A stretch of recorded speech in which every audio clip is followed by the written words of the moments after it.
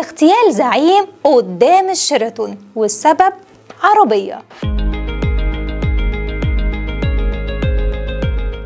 نشرت صحيفة كويتية في عددها الصادر في أغسطس سنة 76 في صفحتها ال5 تقرير طويل عن محاولة اعتداء على عادل إمام، وجه في تفاصيل الخبر إن 3 شبان بيهاجموا عادل إمام قدام شيراتون القاهرة. يا ترى إيه بقى القصة؟ كان عادل إمام بيعرض مسرحيته المعروفة شاهد ما شافش حاجة، وبعد العرض خرج مع عمر الحريري شريكه في العرض المسرحي لمكان في شارع الهرم، وكان معاهم الفنانة زبيدة ثروت. في الوقت ده كان المكان اللي قاعدين فيه بيقدم فقرات فنية وغنائية واستعراضية، زي مثلا فقرة لعدوية وهو بيغني. وبالمناسبة صحيح عادل إمام كان من محبين أحمد عدوية، وعلشان كده هتلاقوه ظهر معاه في أفلام كتير زي عبده كفتة في المتسول وشعبان تحت الصفر.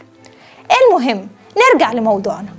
بعد ما السهرة انتهت حس عادل إمام بالجوع، فراح على فندق الشيراتون. وهنا بقى حصل موقف غريب جدا. اتعرض عادل إمام لحادثة غريبة لما تعرض له 3 شباب وحاولوا الاعتداء عليه. واحد ضربه تحت عينه، وواحد حاول يضربه بالسكينة. واللي أنقذوا منهم مين بقى؟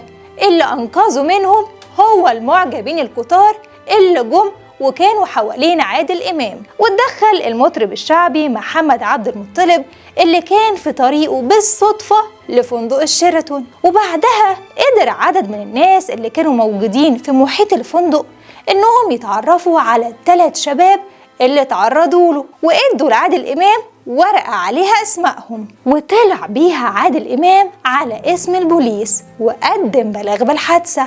والتحقيقات بينت إن ال3 شباب دول حاولوا يعتدوا عليه قبل كده لكن ما عرفوش، وبالصدفة إنهم كانوا موجودين في نفس المكان اللي كان سهران فيه عادل إمام، ومشيوا وراه لحد فندق الشيراتون. والتحقيقات بينت كمان إن 2 من الشباب دول شغالين في تجارة العربيات ومعروفين في شارع الهرم، والثالث شغال في السلك العسكري. وفي شهود قالت إن الخناقة كانت بسبب الخلاف على بيع عربية، لأن عادل إمام كان عايز يبيع عربيته القديمة لواحد من تجار العربيات اللي اعتدوا عليه لكن ما باعهاش، فده بقى ضايق التاجر وقرر إنه ينتقم منه. أما بقى في إبريل 2012 نشر موقع العربية السعودية خبر إن الفنان عادل إمام اتعرض برضه لاعتداء من جماعة مجهولة كانوا شايلين أسلحة بيضة، وده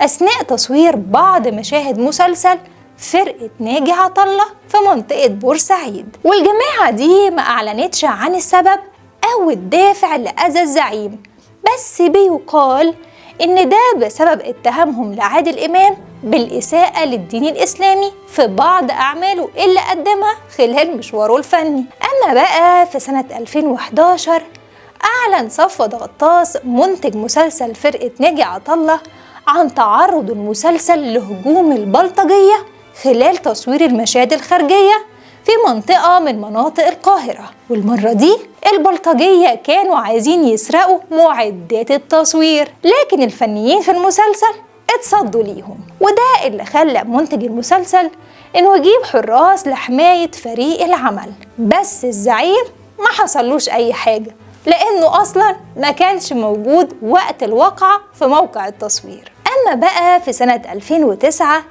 نشرت صحيفة الرياض السعودية خبر عن شاب حاول التعدي على عادل إمام أثناء تصويره فيلم جديد، واتكلم معاه بحدة في استوديو النيل بالعمرانية.